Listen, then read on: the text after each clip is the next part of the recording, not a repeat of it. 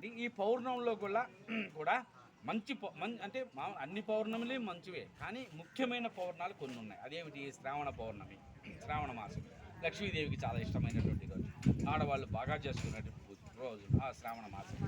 రెండోది వైశాఖ మాసం, మూడోది మాఘమాసం. మాఘమాసం అంటే ఈశ్వరుడికి ఇష్టమైనటువంటి రోజులు ఆ మాఘమాసం ఉంటారు.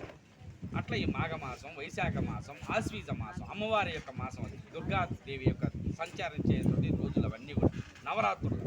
అట్లాంటి వాటిల్లో శుభదినాల్లో చేసుకుంటే ఇంకా కూడా బలం చేకూరుతుందన్నమాట. ఇట్లా ఇవన్నీ కూడా మనం చెప్పినవి, శాస్త్రంలో చెప్పిన మాటలు ఇవన్నీ కూడా. అలా ఈ యొక్క సౌనికాది మహాములు ఏం చేశారు? వ్యాసమహర్షి ఓం మంగళం భగవాన్ మంగళం కౌసలేంద్రాయ మహనీయగుణాత్మనే చక్రవర్తి తనూజాయ సార్వభౌమాయ మంగళం లక్ష్మీం సంతరాతనయాం శ్రీరంగదామేశ్వరిం దాసే భూత సమస్త దేవతాం లోకైక దీపాంకురాం దేవనం శుభ్రమేంద్ర కింగాత్రం తాం త్రైలోక గుణింబినీం వందే